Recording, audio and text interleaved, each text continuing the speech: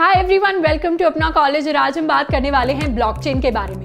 तो यार बहुत ज़्यादा अंडर द टेबल करप्शन होता है और इस करप्शन के अंदर क्या होता है, ब्लैक मनी के बहुत सारे ट्रांजैक्शंस होते हैं। अब इन सारे ट्रांजैक्शंस का रिकॉर्ड कहीं ना कहीं तो किसी ना किसी डेटाबेस में स्टोर होता होगा, पर हम उस डेटाबेस को रिलायबल क्यों नहीं मानते? पहला रीज़न क्योंकि हमारे पास उस डेटाबेस की एक्सेस नहीं होती, एंड दूसरा रीज़न उस डेटाबेस का एडमिन कभी भी जाकर डेटा को चेंज कर सकता है, तो वो रिलायबल नहीं है।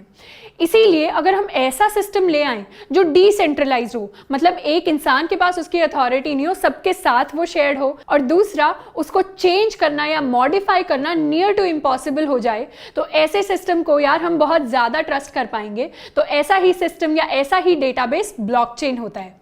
ब्लॉकचेन या 1990s में आया था जब इसकी रिसर्च शुरू हुई थी, बट एक्चुअली इंप्लीमेंट हुआ था 2009 में। 2009 में यार सतोशी नाकामोटो नाम के एक एनोनिमस डेवलपर ने बनाया था बिटकॉइन को ब्लॉकचेन की हेल्प से। तो तभी से जो क्रिप्टो करेंसी का बूम है वो वर्ल्ड में आया था। अब ब्लॉकचेन को आसान भाषा में समझे तो जैसे एक दुकान पर बहुत सारे रिकॉर्ड होते हैं कि कौन सा सामान आया, कौन सा सामान गया, किसके पास से आया, कहाँ गया। तो इस रिकॉर्ड्स की सारी किताब को हम लेजर या बही खाता कहते हैं। तो ब्लॉकचेन वही बही खाता है और उसका हर एक सिंगल रिकॉर्ड एक सिंगल ब्लॉक है। अब ब्लॉकचेन है ब्लॉक्स का चेन, मतलब इन रिकॉर्ड्स का चेन।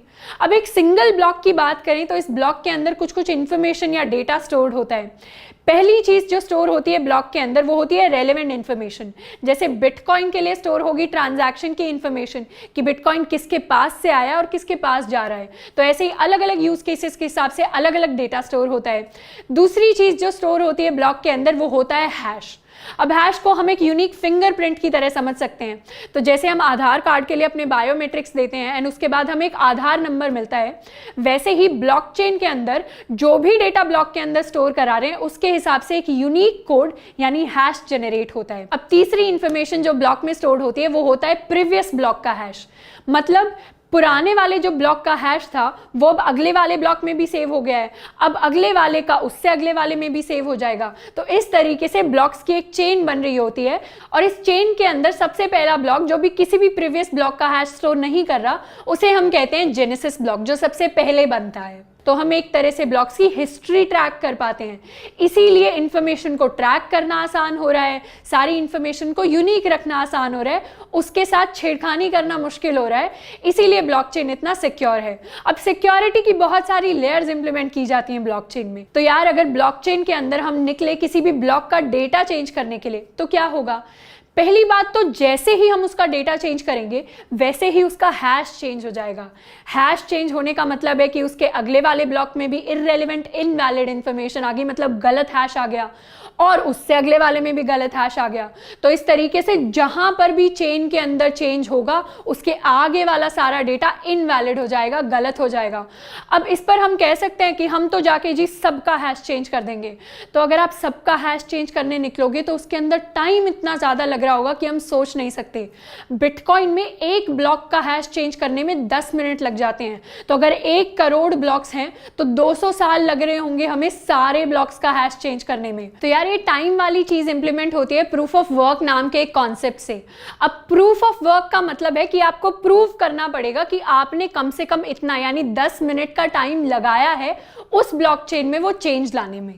और तीसरी एक एडेड लेयर ऑफ सिक्योरिटी जो इसके अंदर आ रही होती है वो ये होती है कि नेटवर्क के अंदर जितने भी लोग हैं उन सब के पास पूरे के पूरे ब्लॉकचेन की कॉपी है। मतलब अगर आप एक कॉपी के अंदर चेंज करना चाहें तो आप नहीं कर सकते। आपको क्या करना पड़ेगा, अपना ब्लॉक जो है जिसे आप चेंज करना चाहते हैं वो सबके पास शेयर करना पड़ेगा।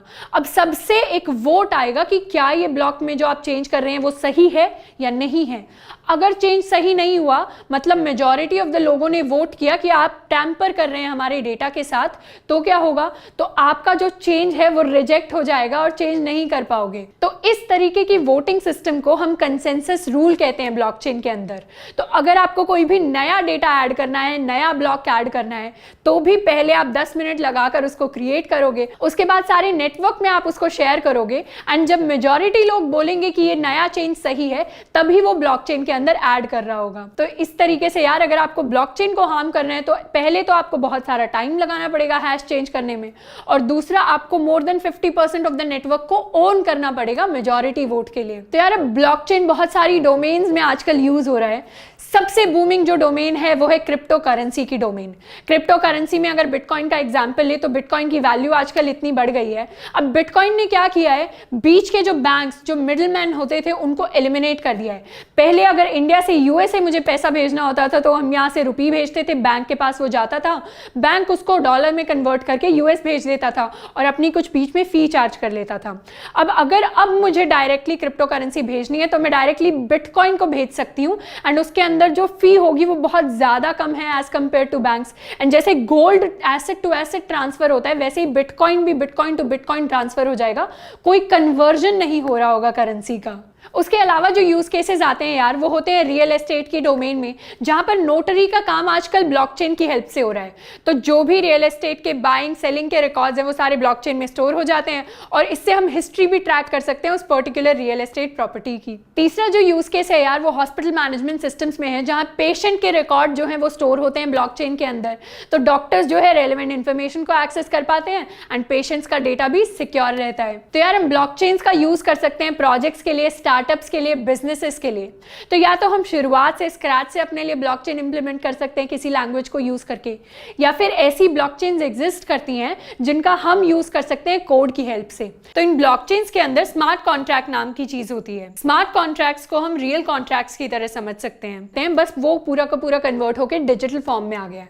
आसान भाषा में बोले तो ये कोड की तरह है जो डिफाइन करेगा कि लेन देन जो होना है डेटा का वो किस तरीके से होना है। तो ब्लॉकचेन के अंदर आप ये कोड डाल देंगे एंड उसके बाद जितना भी आपका डेटा ट्रांसफर होगा वो उस कोड के थ्रू, उस एल्गोरिथम के थ्रू होता रहेगा। तो इथेरियम नाम का एक ब्लॉकचेन है यार जो बहुत ज्यादा पॉपुलर है, जिसका हम यूज कर सकते हैं सोशल कॉन्ट्रैक्ट की हेल्प से। और इसके लिए सॉलिडिटी नाम की एक लैंग्वेज होती है जिसे हमें सीखना होता है। अब सॉलिडिटी बहुत आसान लैंग्वेज है, अगर आपने बेसिक प्रोग्रामिंग सीखी हुई है तो आपके लिए बहुत आसान है इसको सीखना। इसको सीखने के बाद आप इंप्लीमेंट कर सकते हो इथेरियम पे एंड आप अपनी खुद की एप्लीकेशंस के लिए ब्लॉकचेन का इस्तेमाल कर सकते हैं।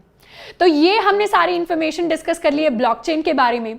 इसके बाद अगर आपको एक छोटा सा ट्यूटोरियल चाहिए कि कैसे स्क्रैच से एक ब्लॉकचेन को इंप्लीमेंट करना है तो वो आप कमेंट कर सकते हैं नीचे।